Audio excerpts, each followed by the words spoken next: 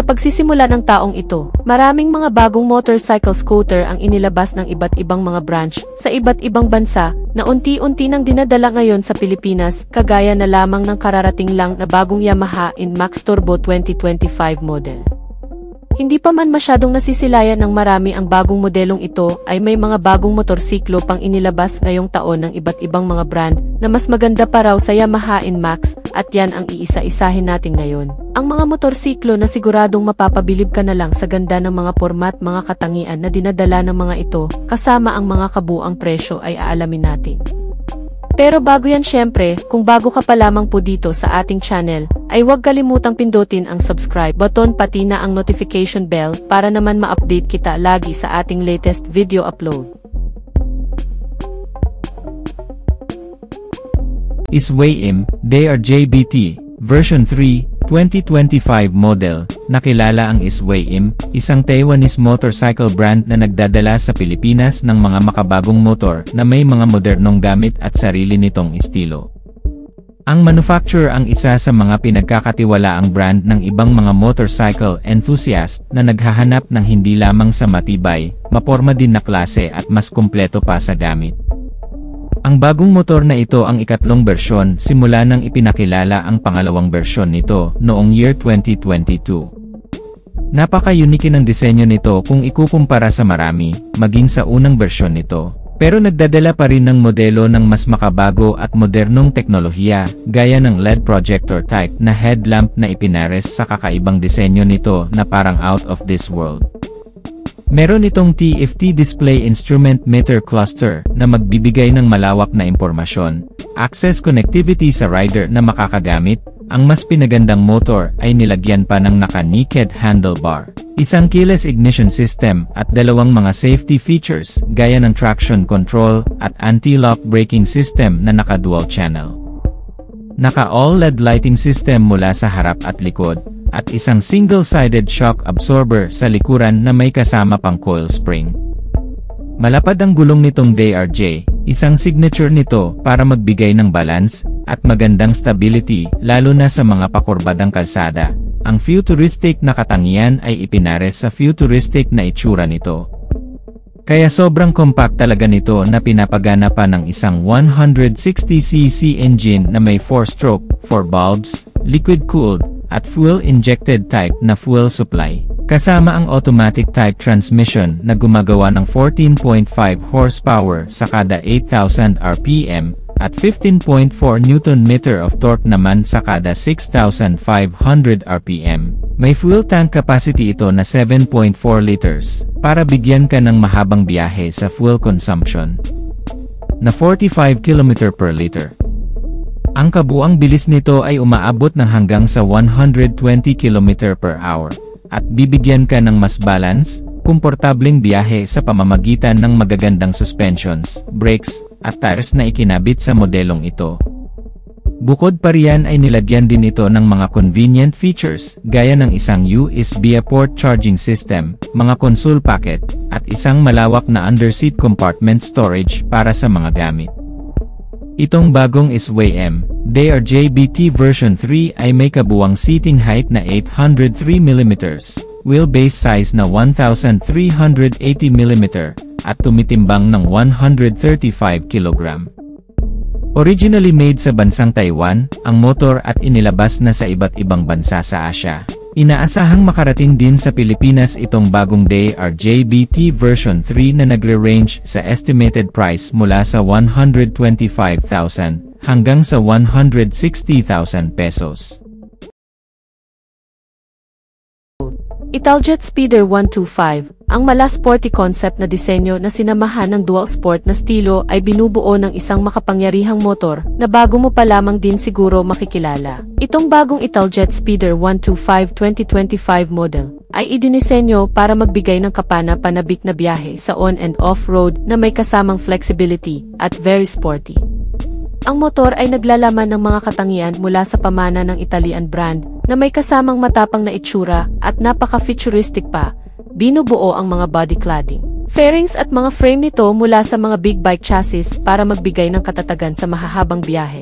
lalo na sa malulubak na kondisyon. Ang front telescopic fork suspension na sinamahan ng monoshock absorber, malapad na gulong, at matitibay na chassis ay bibigyan ka nito ng magandang handling at stability. Itong motor ay sinamahan din ng mga safety and security features gaya ng smart key ignition system na may anti-theft alarm, dual-channel anti-lock braking system na may kasamang front and rear brake disc type, hazard lamp system, pass switch at nilagyan na rin ng isang traction control.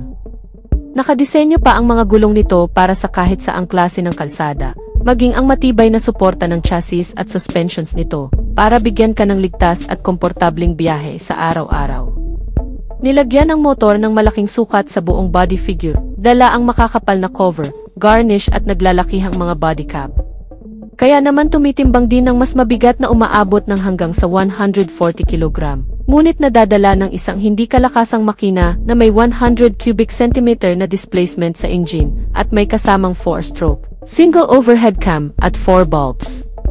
Bibigyan ka nito ng magandang performance sa tulong ng CVT type na transmission na kayang gumawa ng 11 horsepower at 12 Nm of torque na may kabuuang bilis nitong modelo na nai-rate sa hanggang 110 km/h. Meron itong fuel tank capacity na 9 liters at kumukonsumo ng 40 km/liter. Pagdating sa iba pang mga feature, nilagyan din ito ng mga modernong gamit gaya ng mga naka-LED type na klase ng mga ilaw nito, mula sa harap at likod kasama ang TFT display, instrument meter panel cluster, na magbibigay ng maraming impormasyon at access sa mga magmamaneho nito.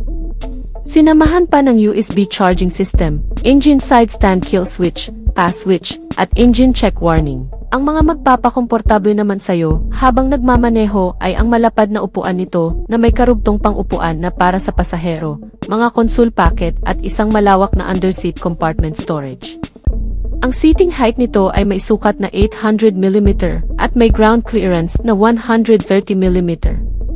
Inilabas pa lamang sa bansang Europa itong Italjet Speeder 125 o kilala rin sa tawag na dragster na may estimated price doon mula sa 150,000 pesos hanggang sa 200,000 pesos.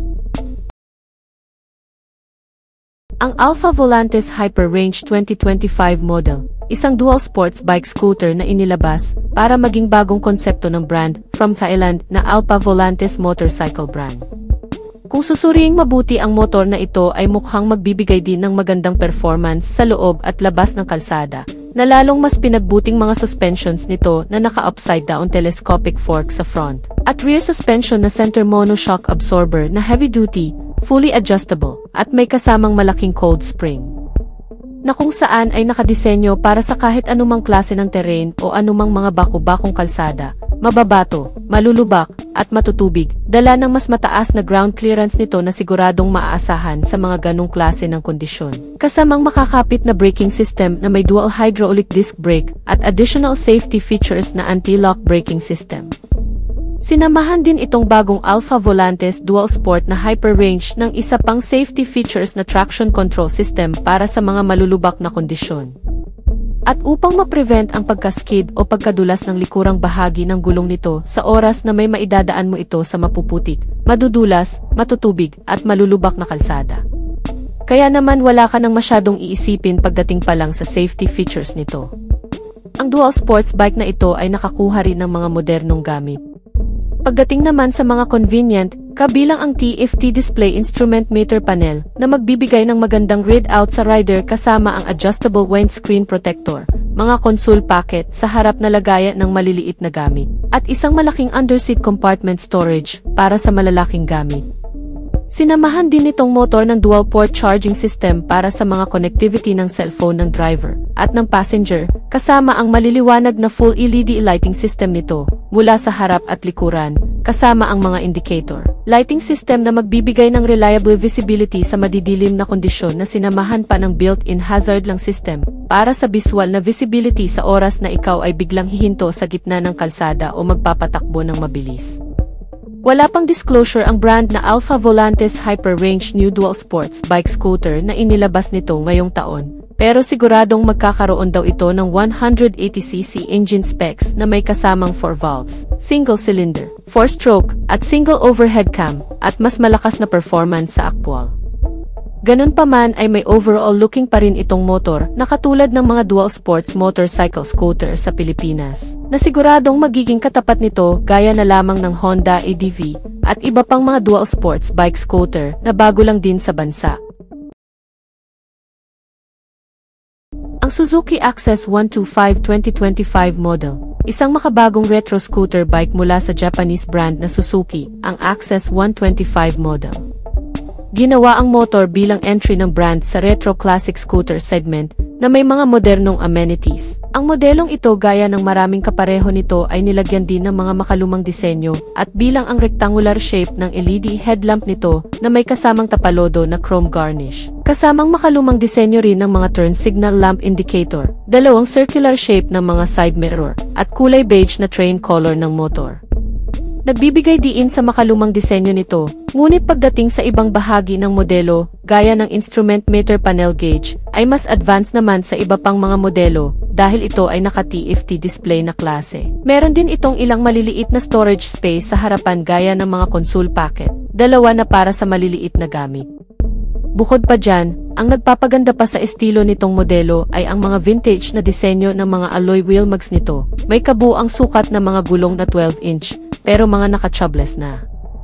Ang makina nitong Suzuki Access 125cc ay pinapagana ng 124.5 cubic centimeter na displacement capacity na may kasamang 4-stroke, single overhead cam, 2 valves, at nilagyan pa ng Suzuki Eco Performance Technology na nagbibigay ng extra power output at mas pinatinding fuel economy. Ang maximum output ay ipinapadala sa pamamagitan ng CVT-type transmission na kayang gumawa ng 10 horsepower at 10 Nm ng torque at may average na bilis na umaabot ng 110 km/h. Ang fuel consumption nitong Suzuki Access ay nag-range sa 60.5 km/L. Meron itong ordinary telescopic fork suspension sa front at single shock absorber naman sa likuran. Meron din itong connectivity gaya ng charging port system at security features na shutter lock system, may underseat compartment storage na katamtamang laki para sa mga gamit gaya ng kaputi at gloves. Ngunit pagdating naman sa visibility ay hindi ka rin pababayaan ang headlamp nito na naka-LED. Bagamat naka-halogen ang mga turn signal indicator nito, ay magbibigay na rin ng reliable visibility sa madidilim na kondisyon itong Suzuki Access 125 2025 model. Pagdating naman sa safety features ay nilagyan din ng single disc type sa front, habang naka-drum brake naman sa likuran na may average ground clearance size na 160 mm at ang upuan ng hanggang sa 2 tao. Nagkakahalaga lamang ang presyo nito mula sa 53,000 pesos hanggang sa 55,000 pesos sa Pilipinas.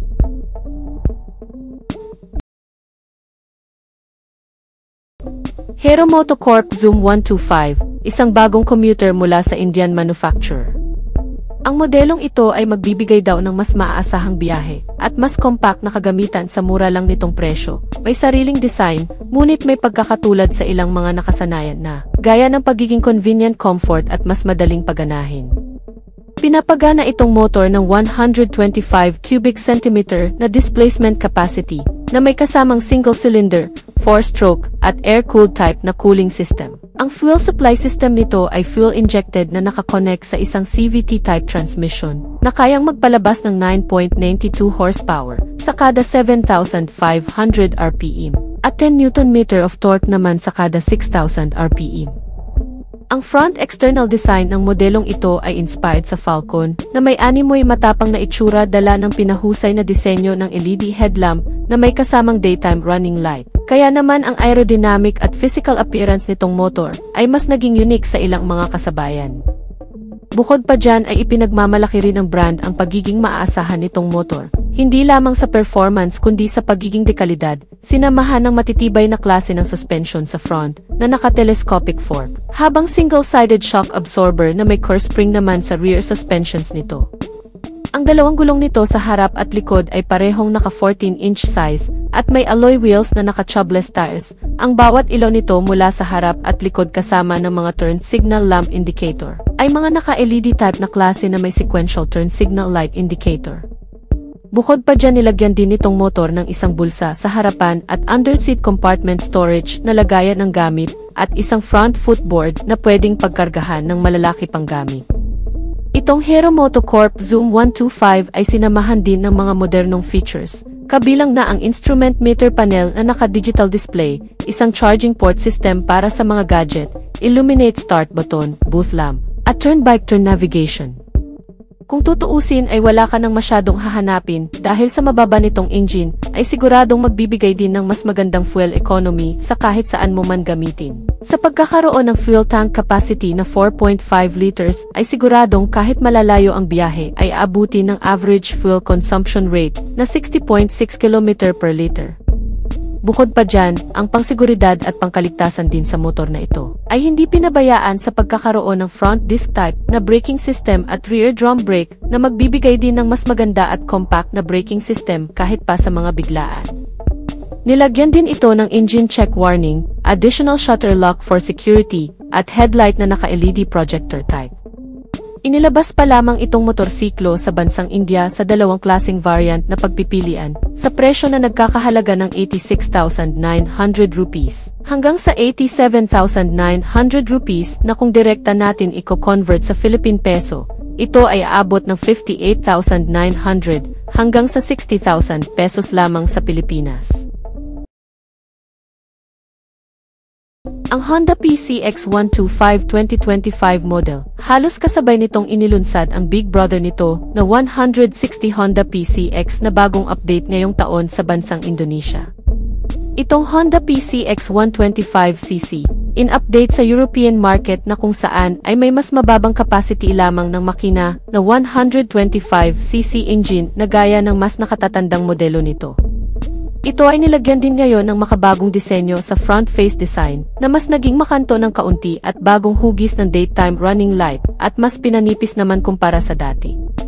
Ito ay may dala ring mga modernong amenity katulad na lamang ng road sync na inilagay din sa 125cc na modelong ito. Ang bagong features nito ay makikita lamang sa range topper na premium variant ng modelo, ngunit ordinaryo pa rin naman ang makikita sa ilang mga low-end variant nito. Ang RoadSync new features ng PCX ay isang bagong connectivity team na kung saan pwede kang makipag-communicate sa pamamagitan ng full alert na lumalabas sa instrument cluster habang nakakonect ang cellphone gadget na mas nagpadali sa pang-araw-araw na gamit sa rider. Ang makabagong features na inilagay sa modelong ito at dahil dito ay pwede mo na ring mamonitor ang ilang mga maintenance recommendation ng motor gaya ng tire pressure monitoring, periodic maintenance, GPS tracking at GPS map.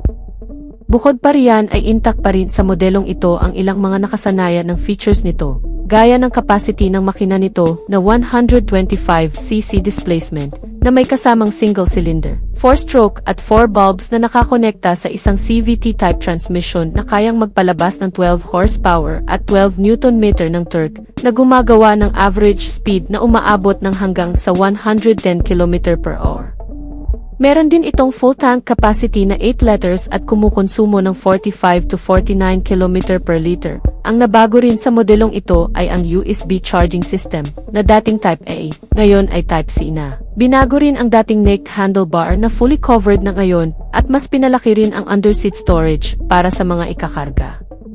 Itong PCX 125 2025 model ay nilagyan pa rin ng mga safety features gaya ng anti-lock braking system at HSTC o Honda Selectable Torque Control ng Honda na parang traction control.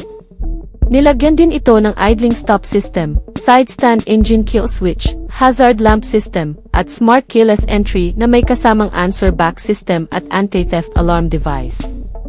Ang PCX ay nananatili pa rin sa body configuration nito na touring maxi scooter na kayang sakyan ng 2 tao na komportable sa pamamagitan ng malapad na pilyong seats nito. Ang Honda PCX ay nilagyan din ng matitibay na klase ng suspensions, gaya ng sa dati, isang telescopic front suspensions, at dual shock absorber na may co-spring para mas ma-maintain ang stability. At sinamahan din ng makakapal na klase ng gulong na naka-tubeless tire at alloy wheel na mags. Meron itong front and rear disc type na klase ng braking system na sobrang mapagkakatiwalaan, lalo na sa mga emergency braking procedure. Ang PCX, mula sa dating disenyo ay nananatili pa ring may magandang aerodynamics at nananatiling number 1 sa puso ng Honda motorcycle lover, itong Honda PCX 125 2025 model. ay inilalabas pa lamang din sa European market na kung saan ay nagkakahalaga sa estimated price na 200,000 pesos. So yan na muna ang ating latest news and update mga ka-Wizard Moto. At kung bago ka pa lang sa ating YouTube channel, ay huwag kalimutang mag-subscribe. Sa ating mga solid subscriber ay maraming salamat sa inyong walang sawang pagsuporta. Antabayanan lang ang ating susunod na video upload. Ride safe and God bless as always.